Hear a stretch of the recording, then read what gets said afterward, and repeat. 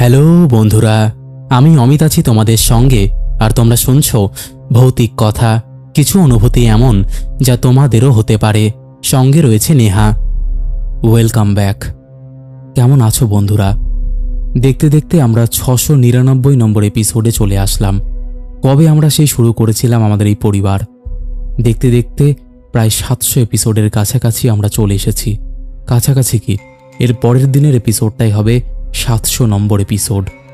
ভাবতেও কেমন লাগছে। যখন শুরু করেছিলাম তখন কি ভেবেছিলাম যে 700 নম্বর এপিসোডে আমরা পৌঁছতে পারবো? তোমরা এতটা ভালোবাসা দেবে আমাকে। সত্যি ভাবতেও খুব ভালো লাগে। যাই হোক, আজকে তোমরা শুনতে চলেছ দুটো ঘটনা। প্রথম ঘটনাটা খুব প্যাথেটিক একটা ঘটনা, ঠাকুমাকে নিয়ে, ঠাকুমা মারা যাওয়ার একটা ঘটনা। এবং দ্বিতীয় ঘটনাটা সুইসাইড করার ভয় দেখাতে গিয়ে ভুলবশত আগুন লেগে যাওয়া এবং তারপর মৃত্যু এবং তারপর ঘটনা। যাই হোক, আর স্পয়লার দিচ্ছি না। আজকের এই দুটো ঘটনাই তোমাদের জমজমাট লাগতে চলেছে। তোমরা চুপটি করে বসে পড়ো, টুক করে কানে হেডফোনটা গুঁজে নাও। আমরা পাড়ি দেব ভূতের রাজ্যে। আর এই রাজ্যে পাড়ি দিতে গেলে অবশ্যই টুক করে কানে হেডফোনটা লাগিয়ে নিতে হবে আর চুপটি করে বসে পড়তে হবে। চলো এবার আমরা পাড়ি দিই ভূতের রাজ্যে।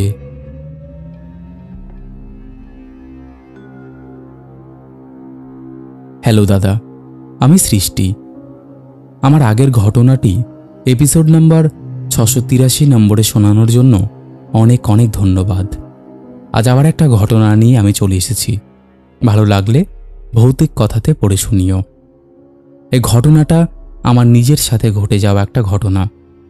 2017 সালে আমার বোন জন্মায় এবং সেই বছরেই আমার দিদনের হঠাৎ করে ব্রেস্টে ক্যান্সার ধরা পড়ে। প্রথমেই বলে দিই দাদা, আমি দিদন অন্তপ্রাণ ছিলাম। আমি দিদনের কাছেই থাকতাম, দিদনের কাছেই খেতাম এবং রাতে দিদনের কাছেই ঘুমোতাম। আর ঘুমোনো কি, বেশিরভাগ রাত তো আমরা গল্প করে কাটিয়ে দিতাম। দিদনই ছিল বলতে পারো আমার বেস্ট ফ্রেন্ড। 2022 সালের জুন মাসে আমার দিদন পুজো দিতে উঠতে যাবে এমন সময় সে পা পিছলে পড়ে যায়। তার পাটা ভেঙে যায়। আমার খুব কষ্ট হয়। 2022 সালের জুন মাস থেকে 2023-এর জানুয়ারি অবধি দিদন বিছানাতেই ছিল। যেহেতু ক্যান্সারের মতন একটা বড় অসুখ, তাই শরীরের সব অঙ্গ প্রত্যঙ্গ ক্ষয় হয়ে গেছিল। 2023 জানুয়ারির 12 তারিখ সন্ধে 6টায় আমার কাছে ফোন আসে যে আমার বাবা আর আমার দাদান দিদনকে নিয়ে হাসপাতালে নিয়ে যাচ্ছে প্রচণ্ড শ্বাসকষ্ট হওয়ার কারণে। সেই রাতটা আমার আর আমার বোনের ছোট মাসির বাড়িতে কাটল। পরের দিন বাবা বাড়ি ফিরে আসাতে আমরা এক এক করে বাড়ি ফিরে এলাম। আমি ছটপট করতে থাকলাম, বাড়িতে কান্না করতে থাকলাম যে আমাকে একটু আমার দিদনের কাছে নিয়ে চলো, আমি আর একা থাকতে পারছি না। কিন্তু বাচ্চাদের যেহেতু হাসপাতালে সানডেতে ভিজিটিং হাওয়ার ছাড়া অ্যালাও করা হয় না, সেহেতু মা বলে যে নেক্সট সানডে অর্থাৎ 15 জানুয়ারি সানডে সকালবেলা আমি যাব, গিয়ে দিদনের সাথে দেখা করে আসব। আমি 14 তারিখ অর্থাৎ স্যাটারডের রাতে আলমারি থেকে জামা কাপড় বার করে গুছিয়ে টেবিলের ওপর রেখে দিই। আর আমি খুব এক্সাইটেড ছিলাম যে দিদনের সাথে এতদিন পর দেখা হবে। কারণ আমি যে কি কষ্টে সেই দুটো রাত কাটিয়েছি দিদনকে ছাড়া, সেটা একমাত্র আমিই জানি। কারণ আমি আমার দিদনকে ছাড়া ঘুমোতেই পারি না। রাতে ঘুমানোর চেষ্টা করতাম, কিন্তু কিছুতেই ঘুম আসতে চাইতো না। দিদনকে কাল সকালে দেখতে যাব জন্যে নানান রকমের চিন্তা মাথায় ঘুরছিল। দিদনকে কেমন বেডে দিয়েছে, ওরা কি খেতে দিয়েছে, এইসব নিয়ে ভাবতে ভাবতে কখন যে চোখ লেগে গেল বুঝিনি। আমার এখনও মনে আছে, চোখটা আমার খুলল ভোর ঠিক 5:40 আর মায়ের কান্নাতে। মাকে কাঁদতে দেখে আমার বুকটা ধড়াস করে ওঠে। আর আমি মাকে জিজ্ঞাসা করতে থাকি যে কি হয়েছে। মা বলল, দিদন আর নেই। এই কথাটা শুনে প্রথমে ইয়ার্কি ভাবলেও পরে মায়ের চোখের জল দেখে বুঝলাম কথাটা সত্যি। আমি যে কি করব আমার মাথায় আসছিল না।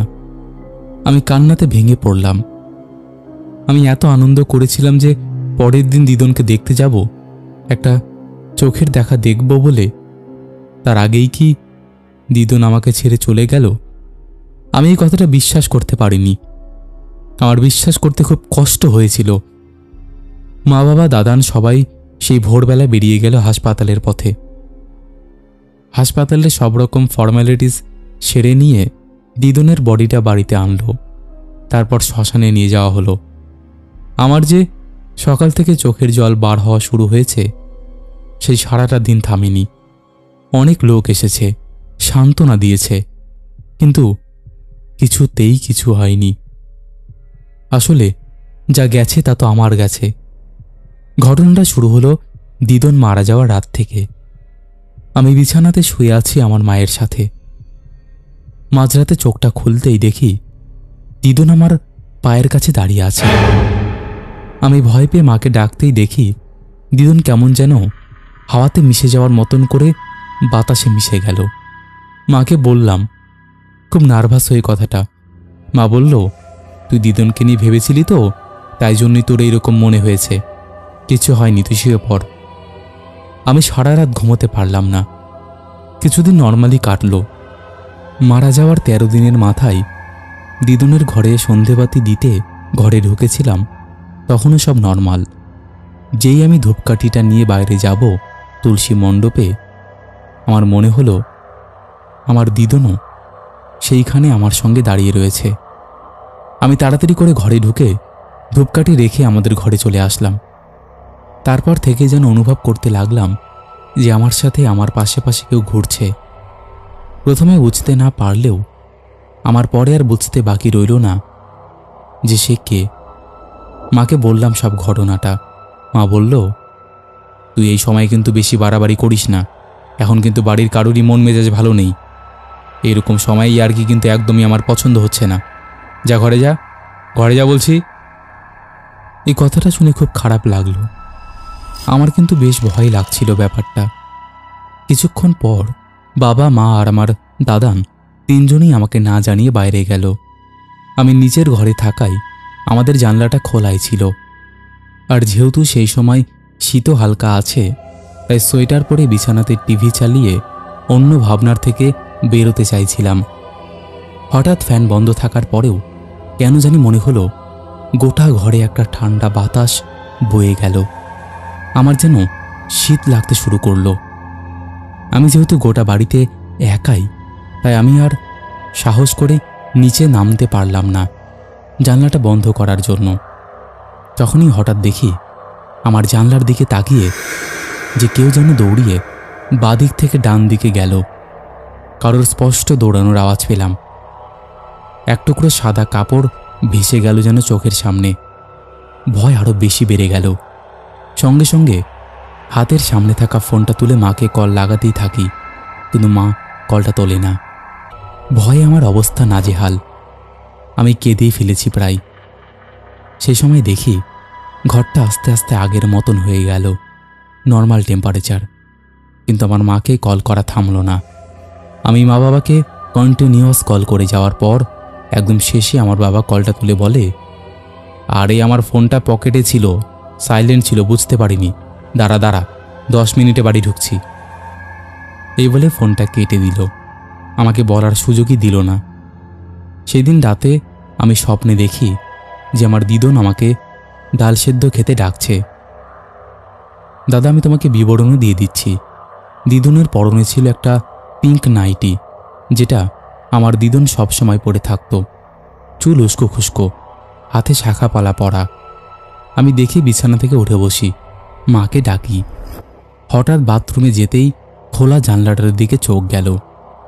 কিছু না ভেবে নিজের কাজ করে আমি ঘরে চলে আসলাম। এসে দরজা বন্ধ করতে গিয়ে আমি ফিল করি যে আমার হাতের ওপর কোনো একটা ঠান্ডা হাতের স্পর্শ পড়ল। আমি সঙ্গে সঙ্গে চিল্লিয়ে উঠি। মা বাবা ধরপড় করে ওঠে, বলতে থাকে যে কি হয়েছে, কিন্তু আমার মধ্যে আর বলার সাহস নেই যে এক্ষুনি কি হলো আমার সাথে। আমি বললাম, ওই যে একটা ককরোচ, ওটাকেই দেখে আসলে ভয় পেয়ে গেছি। কিছু না, তোমরা শুয়ে পড়ো। মা বলল, এত রাতে তুই একা উঠলি কেন? ডাকতে পারতি তো। যখন উঠবি তখন কিন্তু ডাক দিবি, একা একা উঠবি না। এমনি বাড়িতে কিছু ভালো হচ্ছে না। এই কথাটা আমাকে বেশি ভাবিয়ে তুলল। যে মা হঠাৎ এই কথাটা কেন বলল। এইটা রাতে ভাবতে ভাবতে আর ওই ঠান্ডা হাতের ওই সিচুয়েশনটা ভাবতে ভাবতে চোখটা লেগে গেল। সকালে উঠলাম। বাবা চলে যাওয়ার পর মাকে ডেকে এনে বসিয়ে জিজ্ঞাসা করলাম, যে কী হয়েছে গো মা, তুমি কালকে রাতে হঠাৎ এমন কথা বললে কেন, যে বাড়িতে কিছু তো ভালো হচ্ছে না? মার তখন চোখটা ছলছল করছে।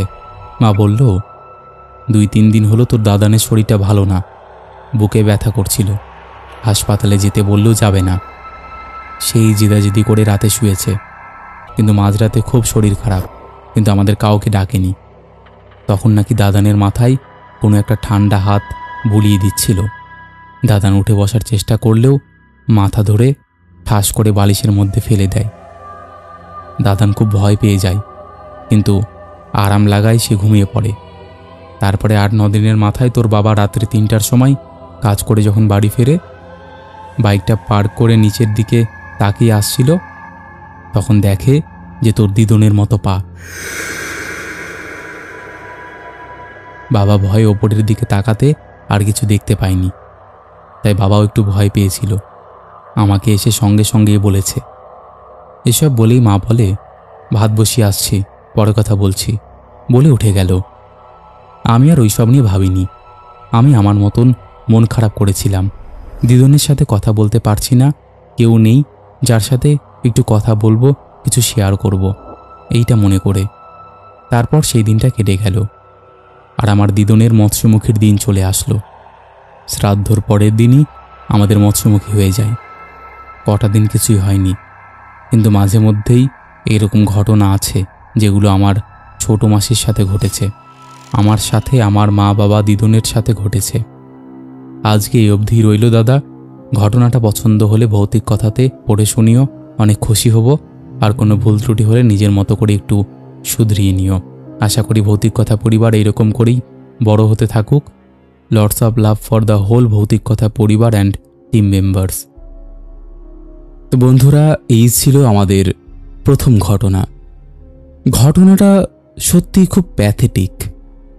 কারো যদি ঠাকুমা খুব প্রিয় হয়, মানে ঠাম্মা যদি কারো প্রিয় হয়, যখন সে এই পৃথিবী ছেড়ে চলে যায়, তার যে ফিলিংস, সেটা আমার থেকে ভালো হয়তো কেউ বোঝে না। এই ফিলিংসের মধ্যে দিয়ে আমিও একটা সময় গেছি। তো সেই কারণেই বলছি, ঘটনাটা খুব প্যাথেটিক লেগেছে আমার কাছে। যাই হোক, আশা করছি তোমাদের ভালো লেগেছে। কেমন লেগেছে অবশ্যই তোমরা কমেন্ট করে জানিয়ে দাও। তোমাদের মধ্যেও কেউ যদি এমন ঘটনা শেয়ার করতে চাও, তাহলে অবশ্যই শেয়ার করতে পারো। আমাদের সাথে ঘটনা শেয়ার করা একদম ইজি। আমাদের হোয়াটসঅ্যাপ নাম্বার থেকে শুরু করে সমস্ত সোশ্যাল মিডিয়ার লিঙ্ক তোমরা ডেসক্রিপশান সেকশানে পেয়ে যাবে। তো আর দেরি কিসের, কন্ট্যাক্ট করে নিও। চলো আর কথা না বাড়িয়ে এবার আমরা শুরু করছি পরের ঘটনা। ও হ্যাঁ, পরের ঘটনায় যাওয়ার আগে একটা কথা, সেটা হচ্ছে ভৌতিক কথা কিন্তু কোনো রকম অন্ধবিশ্বাস, কোনো রকম কুসংস্কার বা কোনো রকম নেগেটিভিটিকে প্রচার করে না। ভৌতিক কথার কাজ শুধুমাত্র মানুষের জীবনে ঘটে যাওয়া ঘটনা সবার সামনে তুলে ধরা, নচেত আর কোনো উদ্দেশ্য নেই। তাই যারা বিশ্বাস করছো না, তারা অবশ্যই এগুলোকে এন্টারটেইন হিসেবেই নিয়ে নাও। চলো এবার আমরা শুরু করে দিচ্ছি পরের ঘটনা। হ্যালো অমিতদা, তোমাকে অশেষ অশেষ ধন্যবাদ আমার জীবনের সঙ্গে ঘটে যাওয়া কাহিনীটি 697 নম্বর এপিসোডে আপলোড করার জন্য। দাদা, আমি প্রদীপ্ত। আশা করি চিনতে পারছো আমাকে। বর্তমানে আমি ভালো আছি। স্কুল, মিউজিক, টিউশন এসব নিয়ে জীবনে অনেকটাই সুখে আছি বর্তমানে। দাদা, তুমিও ভালো থাকো, আর ভগবানের কাছে প্রার্থনা করি তিনি যেন সবাইকে সুস্থ স্বাভাবিক রাখেন, এই মঙ্গল কামনা করছি। তো বেশি কথা না বাড়িয়ে আমার জীবনের নেক্সট ঘটনাটি শুরু করছি। আসলে কি দাদা, ভৌতিক এমন একটা জিনিস না, যার জীবনে একবার ঘটবে তা আমৃত্যু পর্যন্ত তার সঙ্গে একাধিকবার ঘটার সম্ভাবনা থাকে। তো এখন যেটা বলবো সেটা আমার ও আমার ফ্যামিলির সঙ্গে প্রথমবার ঘটে। দাদা, তখন আমি সবে ক্লাস 9-এ পড়ি।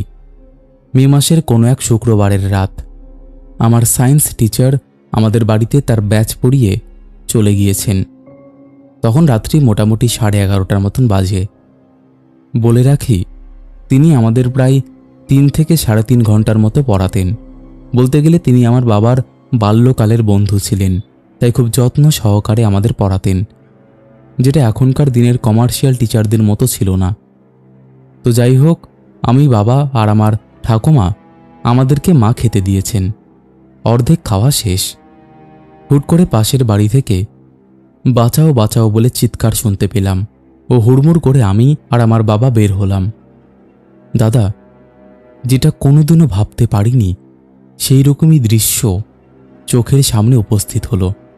দেখলাম যে একটা মানুষ তাদের বাড়ির সামনের উঠোনে গড়াগড়ি খাচ্ছে ও তার সারা শরীরে দাও দাও করে আগুন জ্বলছে। সেটা আর কেউ নয়, আমার এক বৌমণি। ছোটবেলা থেকে কোলে পিঠে আমাকে মানুষ করেছে, আর আমাদের মধ্যে বলতে গেলে ভাই বোনেদের সম্পর্ক ছিল। একদিকে এই দৃশ্য দেখে আমার মধ্যে ভয় ও দুঃখ দুটোই একসঙ্গে কাজ করল। দাদা, হাজার হলেও তিনি মেয়ে মানুষ।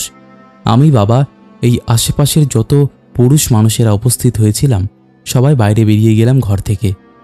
প্রাথমিকভাবে সব মহিলারা ও আমার মা তারা যেন অগ্নিদগ্ধ শরীরটিকে আমাদের সামনের ঘরের মেঝেতে শোয়ালো এবং সব বাড়ি থেকে আইস কিউব কালেক্ট করে তার বাড়িতে দেওয়া হলো। পরে তাকে কম্বলে করে দলা পাকিয়ে হাসপাতালে নিয়ে গেল। বিভীষিকাময় সেই রাত্রিটিতে সারা রাত বাড়িতে পড়ে থাকলাম, আমি, মা আর আমার ঠাকুমা। দাদা, প্রায় 50 মিটার মতন সার্কেল জুড়ে চামড়া ও মাংস পোড়া গন্ধে ভরে গিয়েছিল, আর যেভাবে গায়ে আগুন লেগেছিল তাতে প্রায় 80% শরীর শেষ। জানতে পারা গিয়েছিল যে স্বামীর ড্রিঙ্ক করা তিনি সহ্য করতে পারতেন না, তাই স্বামীকে ভয় দেখাতে গিয়ে অনিচ্ছাকৃতভাবে গায়ে কেরোসিন তেল ঢালার পর কোনো অসাবধানতার কারণে গায়ে সেই আগুন লেগে যায়, আর তাতেই সব শেষ। বলে রাখি, তৎকালীন তার 2 মেয়ে ছিল, দুটোই ছোট। একটি পড়তো ক্লাস 5-এ ও অন্যটি ক্লাস 2-এ। এক শুক্রবারের ঘটনা। পরের মঙ্গলবার তার জীবনাবসান ঘটে। যেহেতু অপঘাতে মৃত্যু, তাই 3 দিনের মাথায় তার পারলৌকিক ক্রিয়া সম্পূর্ণ হল। তার থেকে মানে শ্রাদ্ধ হওয়ার সপ্তাহখানেক সবকিছু ঠিকঠাক ছিল, মোটামুটি সব স্বাভাবিক হয়ে আসছিল। তবে যেদিন ঘটনাটা শুরু হলো সেদিন ছিল শনিবার। মা আমাকে দোকানে পাঠিয়েছিল ডিম, ব্রেড, সস এসব আনার জন্য। আমাদের বাড়িতে বাবার অফিসের বড় এক ক্লার্ক আসার কথা। আকাশের অবস্থা ভালো ছিল না। আমি দোকানে চলে গেলাম সাইকেল নিয়ে। তখন রাত্রি 7:30 মতন হবে। সব জিনিস নিয়ে বাড়ি রওনা দেব। শুরু হলো বৃষ্টি, আর বেরোতেই পারলাম না। সঙ্গে বজ্রপাত আর সে কি তুমুল ঝড়। দাদা, লোডশেডিংয়ে হয়ে গেল। দোকানটি আমার বাড়ি থেকে খুব একটা দূরে না হলেও অতি ভারী বর্ষণের জন্য আমি বেরোতে পারলাম না। ভাবলাম যে এত বৃষ্টিতে ক্লার্ক কাকু আসবেন না বা আসতে পারবেন না, তাই বৃষ্টি কমার অপেক্ষা করতে লাগলাম। তখনকার দিনে মোবাইল সবে এসেছে, ছিল তখন ল্যান্ডফোন। দোকান থেকে বাড়িতে ফোন করে দিলাম যে চিন্তা যেন না করা হয়, আমি দোকানে আছি। মা বললে, একদম বের হবি না, বৃষ্টি কমলে বাবা তোকে নিয়ে আসবে। রাত তখন আন্দাজ 9টা। ততক্ষণে বৃষ্টিটা ধরে এসেছে। ওই যে ছোটবেলা, পা কামো না করলে তো চলে না। অন্ধকারে সাইকেল চালিয়ে বাড়ির উদ্দেশ্যে রওনা হলাম। তখনও ঝিরঝির করে বৃষ্টি পড়ছে, বিদ্যুতের আলোর ঝলকানির সঙ্গে। আমি বাড়ি ঢোকার মুহূর্তে বৌদিদের টিনের চালের দিকে কিভাবে যেন চোখ গেল। এক মুহূর্তের জন্য আমার চেতনা হারিয়ে গেল।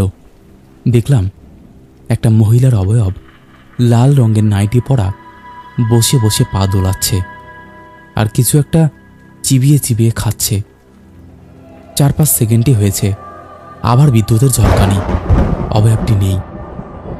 গেট পেরিয়ে ঘরে ঢুকতে যাব, দেখলাম আম গাছে কি যেন বসে উল্টো হয়ে আছে, যার চুলগুলো আমি দেখতে পেলাম বিদ্যুতের ঝলকানিতে, সঙ্গে চামড়া পোড়া গন্ধ।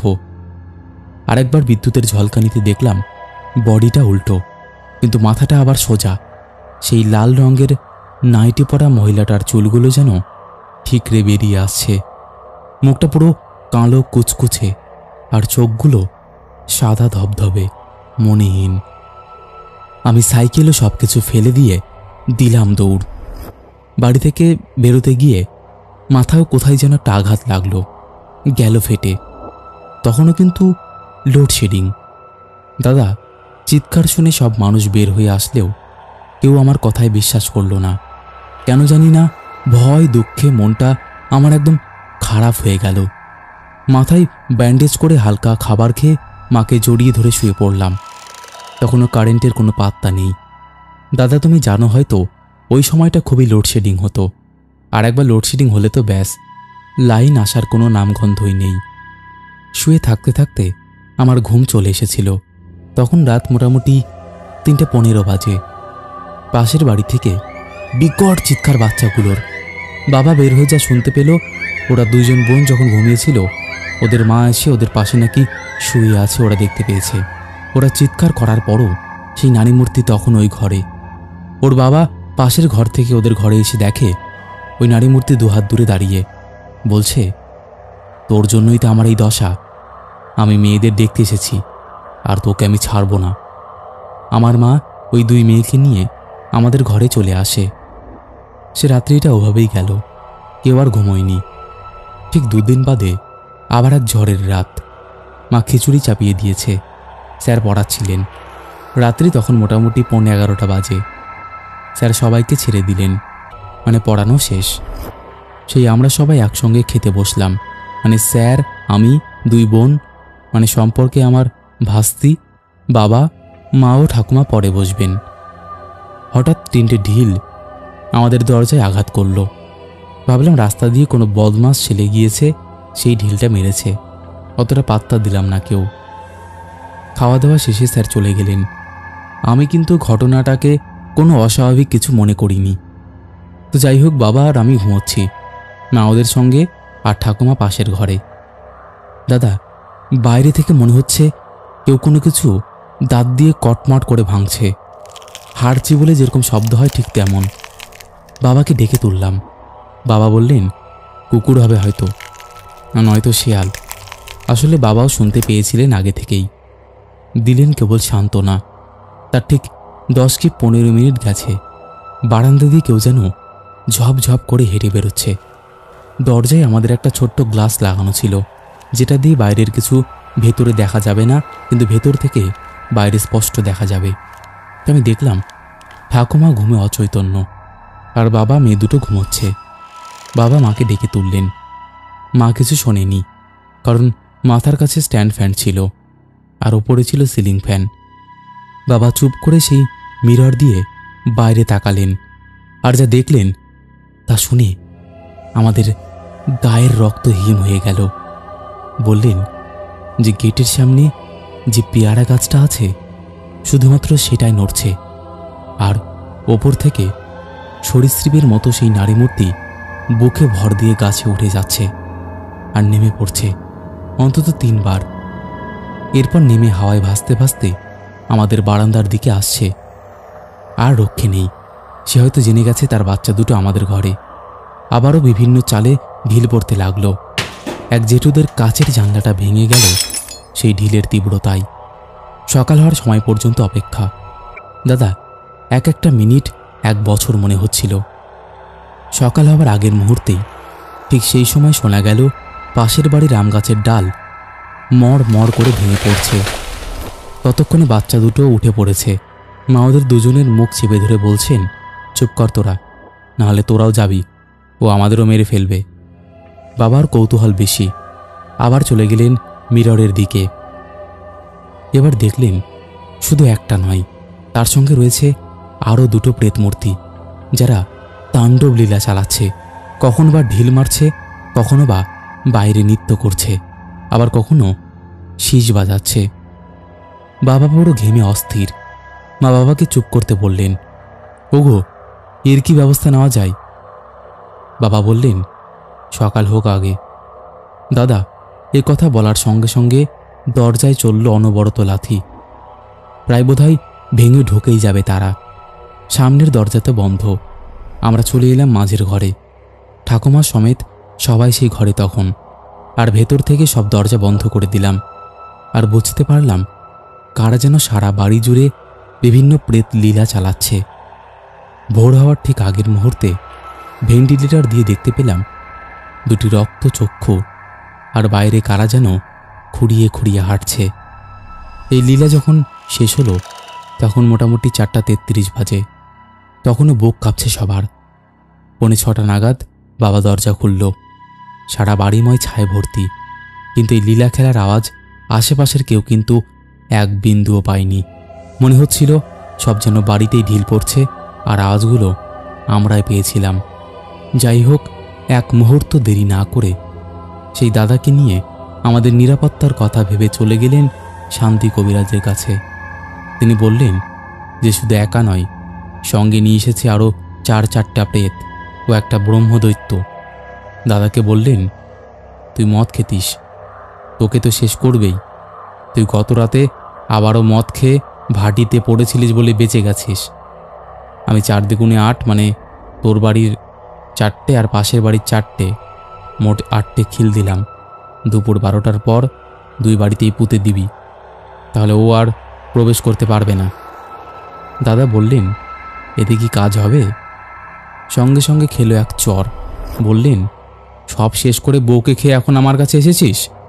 তোকে তো রাস্তায় আছাড় মেরে ফেলে দেওয়া উচিত রে, শয়তান জানোয়ার কোথাকার। তোর জন্য দেখ ইনারাও কত ঝামেলা পোয়াচ্ছে। তোর জন্য এত বড় কাজ করে দিলাম, এটাই যথেষ্ট।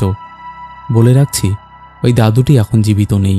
আমি এইচএস দেওয়ার সময় উনি পরলোক গমন করেন। তিনি ছিলেন মা কালীর সাধক। দাদা আমাদেরকে বাবা ওই দাদুর বাড়িতে নিয়ে এসে ওই দাদাকে নিয়ে তিস্তা তোরসা ট্রেনে করে পাঠিয়ে দেয় গয়ার উদ্দেশ্যে। পরে ট্রেন চেঞ্জ করে গয়ায় পৌঁছায়। পিণ্ডদানের মুহূর্ত পর্যন্ত আমাদের 2 বাড়ি নিরাপদ থাকলেও তাণ্ডব লীলা চলে রাস্তাঘাটে ও আশেপাশের বাড়িগুলোতে। তাই সেই সময় রাত বিরতে কেউ বাড়ি থেকে বের হতো না, যতদিন না পর্যন্ত পিণ্ডদান হয়। এই ছিল আমার ঘটনা। তোমার ভালো লাগলে তোমার সুমধুর কণ্ঠে পাঠ করে শুনিও। সবাই যেন ভালো থাকে। চারিদিকে চাকরি নিয়ে যা চলছে তাতে রাজ্যের অবস্থা ভয়াবহ। তাই সবাইকে বলছি, নিজেদের ও ভবিষ্যতের কথা ভেবে এখন থেকেই সতর্ক হয়ে যাও। আর বেশি কথা বললাম না, সবাই ভালো থেকো। দাদা বাই, পরের ঘটনাতে আবার কথা হবে। ইতি প্রদীপ্ত। তো বন্ধুরা, এই ছিল আমাদের আজকের জমজমাট একটি এপিসোড। আশা করছি আজকের এই এপিসোডটিও তোমাদের দারুণ লেগেছে। কেমন লেগেছে অবশ্যই তোমরা কমেন্ট করে জানিয়ে দাও।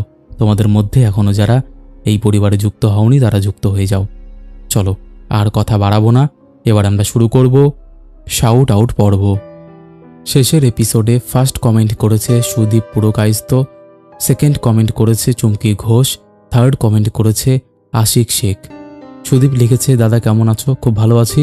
বাকি দুজন লাভ রিয়াক্ট দিয়েছে, থ্যাংক ইউ। তারপরে কমেন্ট করেছে অর্ঘ্য সান্তরা, স্টাইলিশ অজয়। বন্ধনা রয় লিখেছে, আবারও চলে এসেছি দাদা গল্প শুনতে, গুড নাইট গো। তারপরে কমেন্ট করেছে সুমি, লিখেছে হাই আমি সুমি, হ্যালো। তারপরে কমেন্ট করেছে রেখা পাসমান, অঞ্জন প্রামাণিক। শিবম লিখেছে, আমার নামটা একবার হ্যালো করে বলো, হ্যালো শিবম। তারপরে কমেন্ট করেছে রিমি বর্মন, মনিকা ত্রিপুরা, পল্লব মান্না, মধুমিতার রান্নাঘর। লিখেছে পডকাস্ট আসছে না কেন? আসবে গো, খুব তাড়াতাড়ি আসবে। তারপরে কমেন্ট করেছে নন্দিনী রয়, সোনাম দাস, মিঠাই। পম্পা মহন্ত লিখেছে, কখন ঘটনা আসবে? আমি অপেক্ষা করছিলাম ভাই, সত্যি বলছি খুব খারাপ হলো। আমার নাম পম্পা মহন্ত, একবার আমার নামটা বলো। হ্যালো পম্পা। তারপরে কমেন্ট করেছে অনন্যা ভৌমিক, জিৎ শাহ, মৌসুমী চক্রবর্তী। লিখেছে, আমি অপেক্ষায় ছিলাম, এখন ঘড়িতে 10টা 50 আর ছাদে বসে বসে তোমার গলায় ঘটনা শুনছি, সে এক আলাদা অনুভূতি, থ্যাংক ইউ। তারপরে কমেন্ট করেছে অফিসিয়াল স্নেহা। লিখেছে, হাই অমিতদা, আমি জাস্ট তোমার ঘটনার অপেক্ষা করছিলাম, থ্যাংক ইউ।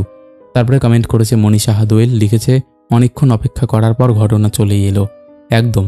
তারপরে কমেন্ট করেছে রাহুল বর্মন, রাকিবুর ইসলাম, মাম্পি দেবনাথ, রূপসী মাজিল্লিয়া, সুমিত ঘোষ। লিখেছে, গ্রামে কালবৈশাখী প্লাস ভয়েস অফ অমিতদা, just awesome feelings, love from Howrah, thank you. তারপরে কমেন্ট করেছে প্রিয়া দাস, পূজা সর্দার, বিথিকা মণ্ডল, টুম্পা দেবনাথ, অর্পণ ভদ্র, পাপড়ি ডোলা, শিহাব শাফিরউদ্দিন, রৌনক দত্ত, বুদ্ধদেব ঠান্ডার, অমিতা ঠাকুর, বিশ্বজিৎ পাল, এমডি মন, অভিজিৎ দাস, অমিতা ঠাকুর, মধুমিতা সাউ, সন্দীপ ফোর, সৌরভ ঘোষ, মিহির মিত্র, মৌ ঘোষ লিখেছে, আমি তোমার নীরব দর্শক, অনেক ভালো লাগে তোমার গলার কণ্ঠস্বর, ঈশ্বরের কাছে কামনা করি তুমি সবসময় ভালো থেকো। Thank you. তারপরে কমেন্ট করেছে জগন্নাথ পাল, নন্দিনী দত্ত, রত্না রয়, গৌতম সরকার লিখেছে, সত্যি অতুলনীয় আমার ভয়েস ও বলার টেকনিক। Thank you. তো এরকম অসংখ্য প্রিয় মানুষেরা আমাদের শেষের এপিসোডে কমেন্ট করেছে, যাদের কমেন্ট আমি আর চাইলেও পড়তে পারছি না। তো আজকের মতন এখানেই শেষ করছি, আবার দেখা হবে নতুন কোনো ঘটনা নিয়ে।